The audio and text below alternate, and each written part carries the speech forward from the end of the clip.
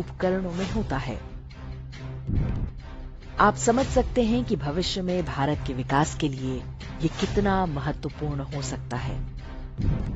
हर किसी को विश्वास है कि हमारी सरकार लिथियम के इस भंडार की सुरक्षा करेगी और ये किसी अन्य देश के हाथ नहीं लगेगा। ये बात हम क्यों कर रहे हैं, इसे समझने के लिए आपको थोरियम की कहानी जाननी चाहिए। थोरियम एक रेडियो एक्टिव धातु है जिसका प्रयोग परमाणु ऊर्जा के लिए होता है। ऑस्ट्रेलिया, ब्राजील और भारत विश्व के सबसे बड़े थोरियम उत्पादक देश हैं। आंध्र प्रदेश, तमिलनाडु और ओडिशा के समुद्र तटीय क्षेत्र इसका भंडार है। यहाँ की रेत में इल्मेनाइट और मोनेजाइट नाम के खनिज पाए जाते हैं जिनसे थोरियम निकाला जाता है। एक अनुमान के अनुसार विश्व का लगभग 1/3 थोरियम भारत में है। लगभग 70 वर्ष पहले महानतम वैज्ञानिक होमी जहांगीर भाभा ने थोरियम को भारत के भविष्य का परमाणु ईंधन बताया था। वर्ष 2004 में कांग्रेस के सत्ता में आने से पहले तक थोरियम आधारित फास्ट ब्रीडर टेक्नोलॉजी यानी FBT में भारत विश्व में अग्रणी था। इस समय अनुमान जताया जाता था कि 10 वर्ष के अंदर कम से कम 1 गीगावाट का थोरियम आधारित रिएक्टर तैयार कर लिया जाएगा।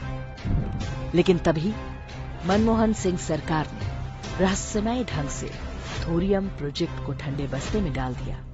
ये एक तरह से अलिखित और अघोषित नीति थी। अभी तक जो परमाणु रिएक्टर हैं, उनमें यूरेनियम का प्रयोग होता है।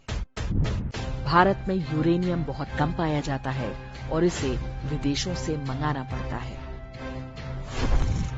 एक ओर थोरियम प्रोजेक्ट बंद कर दिया गया, दूसरी ओर तमिलनाडु, केरल से लेकर आंध्र प्रदेश और ओडिशा तक के समुद्री तटों पर अवैध खनन और तस्करी तेज हो गई।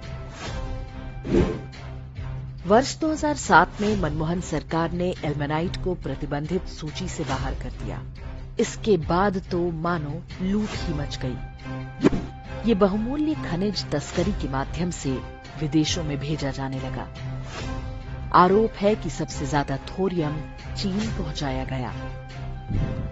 इसके अनुसार जितना थोरियम भारत से बाहर पहुंचाया गया, उसका मूल्य 60 लाख करोड़ रुपए से अधिक है। कई मीडिया रिपोर्ट्स इस दावे को गलत बताती हैं। हालांकि अधिकांश में ये माना गया है कि तमिलनाडु के रास्ते भारी मात्रा में थोरियम की तस्करी हुई। हो सकता है कि यह मात्रा कुछ कम अधिक हो। भारत से चोरी के दम पर चीन आज थोरियम टेक्नोलॉजी का अग्रणी देश बन चुका है। वो थोरियम मोल्टेन सॉल्ट रिएक्टर यानी MSR भी विकसित कर रहा है। दूसरी तरफ भारत में वर्ष 2004 से 2014 तक ये प्रोजेक्ट ठप रहा। नरेंद्र मोदी सरकार बनने के बाद इसे दोबारा आरंभ किया गया। अब जाकर तमिलनाडु के कलपक्कम में पहला थोरियम आधारित रिएक्टर स्थापित किया जा रहा है। थोरियम घोटाले का ये विषय 2014 के लोकसभा चुनाव के समय भी उछला था, लेकिन तब तक बहुत देर हो चुकी थी।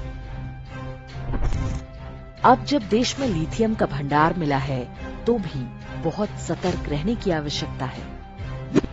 आश्चर्य नहीं कि अगले कुछ दिनों में जम्मू कश्मीर में पर्यावरण रक्षा के नाम पर नौटंकी आरंभ हो जाए।